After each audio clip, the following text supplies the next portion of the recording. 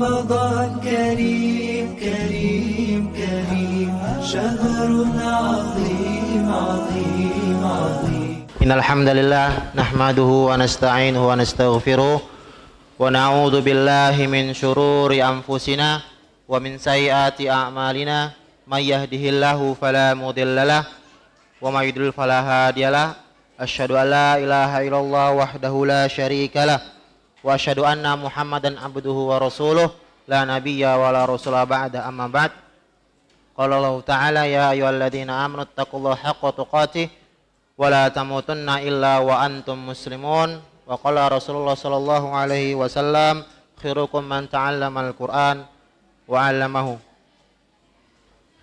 Puji syukur kepada Allah Subhanahu wa taala yang mana Allah masih memberikan kita nikmat hingga hari ini, yaitu dua nikmat yang mana nikmat ini sering banget dilalaikan oleh umat manusia ya. Yang pertama adalah nikmat kesehatan dan nikmat uang waktu. Dengan itu kita masih bisa hadir di tempat di masjid yang diberkahi Allah Subhanahu wa taala ini, sehingga kita masih bisa melaksanakan sholat isya secara berjamaah, kemudian dilanjutkan dengan sholat tarawih secara berjamaah. Salawat serta salam mari kita junjung tinggikan kepada Nabi kita Nabi Muhammad sallallahu alaihi wasallam, kepada para ahlul baitnya, sahabatnya, tabi'in, tabi'ut tabi'in dan orang-orang yang senantiasa istiqomah memegang sunnahnya hingga hari kiamat kelak. Nabi Muhammad sallallahu alaihi wasallam selalu memohon perlindungan kepada Allah Subhanahu wa taala dalam hari-harinya, yaitu beliau memohon perlindungan dari 4 perkara yang membawa sengsara. Adapun Nabi Muhammad sallallahu alaihi wasallam selalu berdoa, Allahumma inni a'udzubika min ilmin la yanfa' wa min qalbin la yakhsha wa min nafsin la tasba' wa min du'a la yustajabulah. Atau dalam lafaz lain wa min du'ai la yusma.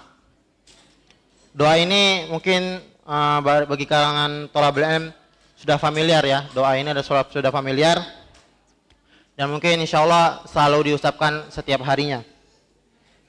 Yang mana artinya adalah, ya Allah, aku berlindung kepadamu dari ilmu yang tidak bermanfaat ya, dari ilmu yang tidak bermanfaat, kemudian hati yang tidak khusyuk, kemudian hawa nafsu yang tidak pernah puas, dan yang terakhir adalah doa yang tidak dikabulkan. Hadis riwayat Muslim nomor 2722. Dari doa ini kita mengambil kesimpulan ada 4 hal ya. Ada 4 hal yang Rasulullah SAW selalu menganjurkan kepada kita agar selalu meminta perlindungan dari 4 hal ini, yaitu 4 hal yang membawa kesengsaraan ya. Yang pertama adalah min ilmin la yanfa', yaitu dari ilmu yang tidak bermanfaat ya. Ilmu yang tidak bermanfaat. Tidak setiap ilmu ada ilmu yang bermanfaat. Para ulama menjelaskan ada beberapa ilmu yang membawa celaka. Tidak ada manfaatnya sama sekali dan menjadikan hidup ini sengsara ya. Salah satu contoh ilmu yang membawa kita sengsara adalah ilmu sihir ya. Ilmu sihir. Tidak bisa kita nafikan bahwasanya ilmu sihir itu ada di dunia ini ya, di dunia ini. Mereka yang mempelajari dan mengamalkan ilmu sihir ini adalah, sudah kita ketahui banyak kejadian ya yang kita lihat. Adapun ilmu sihir ini adalah ilmu yang dapat merusak atau menyengsarakan kehidupan kita ya. Dari dia bisa, ilmu sihir itu dapat memisahkan antara suami dan istri, kemudian merenggut kehidupan orang lain, bahkan mengambil nyawa ya. Bahkan bisa mengambil nyawa. Itu adalah termasuk ilmu yang tidak bermanfaat yang harus kita berlindung darinya. Kemudian adapun ilmu yang bermanfaat ya. Apa itu ilmu yang bermanfaat? Salah satu ilmu yang bermanfaat adalah ilmu yang membawa kita kepada keimanan ya, kepada keimanan. Yaitu yang menumbuhkan sifat khosyah, sifat takut kepada kepada Allah Subhanahu wa taala. Ketika kita menuntut ilmu tersebut, ilmu itu membawakan kita kepada sifat khasyah, yaitu sifat takut kepada Allah Subhanahu wa taala. Semakin kita menuntut ilmu itu, semakin kita takut kepada Allah Subhanahu wa taala. Ada lagi ilmu yang memang bukan ilmu yang bermanfaat ya. Ilmu yang bermanfaat sebagaimana perkembangan zaman sekarang, banyak sekali ilmuwan itu menciptakan alat-alat yang canggih ya, alat-alat yang canggih, dan itu termasuk mereka mempunyai ilmu. Dan banyak juga mereka menciptakan alat yang canggih tapi mereka malah disalahgunakan ya, malah disalahgunakan. Banyak di negara-negara maju di luar sana yang menyalahgunakan ilmu yang canggih ini untuk saling menyerang satu sama lain ya, untuk menyengsarakan orang lain. Ini adalah termasuk ilmu yang bermanfaat ya. Ada kalanya suatu saat di akhir zaman nanti ketika terjadi perang yang katanya perang dunia ketiga ya, itu bakal terjadi alat-alat canggih mereka saling menghancurkan satu sama lain. Maka kita berlindung dari ilmu tersebut ya. Kita berlindung, kita boleh memanfaatkannya tapi kita tidak boleh mensalahgunakannya. Allah Subhanahu wa taala berfirman, "Zaharal fasadu fil barri wal bahr bima kasabat aydin nasi liyudhiqahum ba'dal ladzi amilu la'allahum yarji'un." Telah tampak kerusakan di darat dan di laut disebabkan karena perbuatan tangan manusia. Allah menghendaki agar mereka merasakan sebagian dari akibat perbuatan mereka, agar mereka kembali ke jalan yang benar. Quran surat Ar-Rum ayat 41. Kemudian ya, termasuk ilmu yang tidak bermanfaat adalah ilmu yang tidak diamalkan dan tidak diajarkan ya. Ilmu yang tidak diamalkan dan tidak diajarkan. Al ilmu bila amalin kasyajari bila samarin ya. Ilmu yang tidak diamalkan ibarat pohon tidak berbuah ya, tidak ada bermanfaat bagi kehidupan ya. Ketika kita menuntut ilmu, kemudian ilmu itu tidak kita amalkan, apalagi tidak kita ajarkan, maka itu menjadi ilmu yang tidak bermanfaat bagi kehidupan kita. Kemudian Imam An-Nawawi Al-Bantani dalam kitabnya Maraqi Al-Ubudiyah menjelaskan bahwasannya kedudukan ilmu itu ibarat pohon ya, ibarat pohon. Adapun buahnya adalah ibadah. Nah, oleh karena itu tidak boleh kita beribadah dikerjakan tanpa landasan ilmu ya.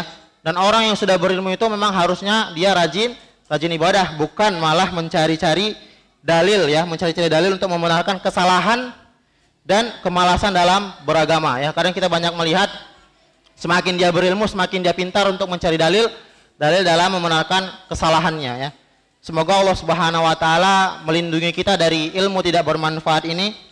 Dan di sini ada satu doa ya, doa lain agar kita bisa diberikan ilmu yang bermanfaat. Yang mana doa ini dianjurkan untuk diucapkan setiap paginya ya. Allahumma inni as'aluka ilman nafi'an wa rizqan thayyiban wa amalan mutaqabbalan ya. Ya Allah, sungguh aku memohon kepadamu ilmu yang bermanfaat, rezeki yang halal dan amal yang diterima. Doa ini dianjurkan kita ucapkan setiap paginya agar kita ketika mendapatkan ilmu itu menjadi ilmu yang bermanfaat. Adapun yang kedua ya, yang amalan yang dapat membuat kita sengsara adalah hati yang tidak khusyuk ya. Hati yang tidak khusyuk. Wa min qalbin la yakhsha ya. Wa min qalbin la yakhsha. Di dalam Al-Qur'an khusyuk itu disebutkan 17 ya. Ada 17 kali dalam bentuk yang berbeda ya. Lafaz khusyuk itu disebutkan dalam Al-Qur'an 17 kali dalam bentuk yang berbeda. Mayoritas lafaz tersebut ditujukan kepada manusia, namun ada sebagian ayat tentang khusyuk ini yang ditujukan kepada benda lain ya, seperti bumi dan gunung ya. Khusyuk adalah ciri utama orang beriman yang memperoleh kemenangan, sebagaimana Allah Subhanahu wa taala berfirman, qad aflahal mu'minun alladzina hum fi salatihim khashi'un. Sesungguhnya beruntung orang-orang yang beriman, yaitu orang-orang yang khusyuk dalam salatnya ya. Kemudian kedudukan khusyuk dalam ibadah seperti kedudukan ruh dalam tubuh. Maka ibadah yang dilakukan tanpa rasa khusyuk ibarat jasad yang tak bernyawa ya. Jika kita sholat misalnya, jika kita sholat tanpa ada rasa khusyuk di dalamnya ya, tanpa ada rasa khusyuk, tenang dan lainnya, maka sholat kita tidak bernilai apa-apa di mata Allah Subhanahu wa taala. Memang sholatnya sah tapi tidak bernilai apa-apa di mata Allah Subhanahu wa taala. Adapun di sini makna khusyuk bisa kita perluas lagi ya, bisa kita perluas lagi makna khusyuk, yaitu bisa kita masukkan ke dalam sifat ya. Manusia yang memiliki sifat khusyuk itu akan tenang menghadapi kehidupannya, tidak khawatir ya, tidak was-was akan kehidupan di dunianya, tidak was-was akan rezekinya bagaimana ya, tidak was-was akan jodohnya bagaimana. Itu adalah orang-orang yang memiliki sifat khusyuk ya. Jadi orang yang memiliki sifat khusyuk mustahil ia akan hidup sengsara di dunia.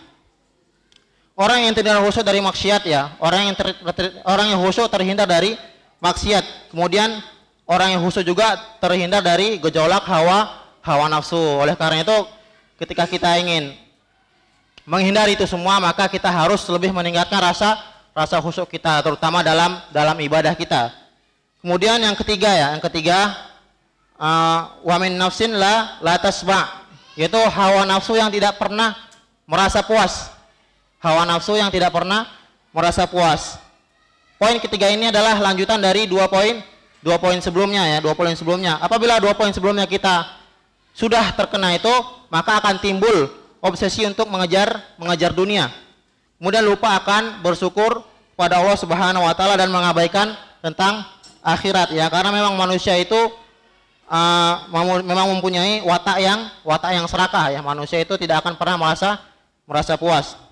Selalu merasa kurang dan tidak merasa puas dengan harta yang mereka punya. Nabi Muhammad sallallahu alaihi wasallam bersabda, "Law anna li bani Adam wadiyan min dhahabin ahabba an yakuna lahu wadiyan walan yamla fahu illa turab wa yatubu Allahu ala man taba."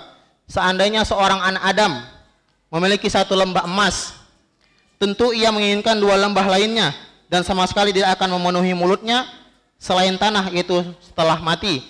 Dan Allah menerima tobat orang-orang yang bertobat. Hadis riwayat Bukhari nomor 6439. Jika 3 poin ini terkumpul pada diri seseorang, maka ia akan menghalalkan segala cara demi mendapatkan ambisinya, demi menggapai ambisinya. Jamaah salat tarawih rahimakumullah. Adapun yang keempat ya, yang terakhir adalah doa yang tidak didengar. Doa yang tidak didengar. Wa min du'ai la yusma atau la yustajabulah. Yaitu perkara yang terakhir ini adalah perkara yang sebagaimana dicontohkan dalam hadis Arba'in nomor 10, hadis Arba'in An-Nawawi nomor 10, disebutkan bahwa seorang hamba berdoa kepada Allah Subhanahu wa taala dan ia berada dalam kondisi safar. Itu yang mana kondisi safar ini adalah kondisi yang mana doa itu mustajab ya, doa itu mustajab, harusnya doa itu mustajab. Akan tetapi Allah tidak mau mendengar keluh kesahnya. Kenapa? Karena lantaran ia minum, makan dan memakai pakaian yang haram. Ya, oleh karena itu ketika kita ingin doa kita didengar oleh Allah Subhanahu wa taala, maka hindari yang haram ya, hindari yang haram.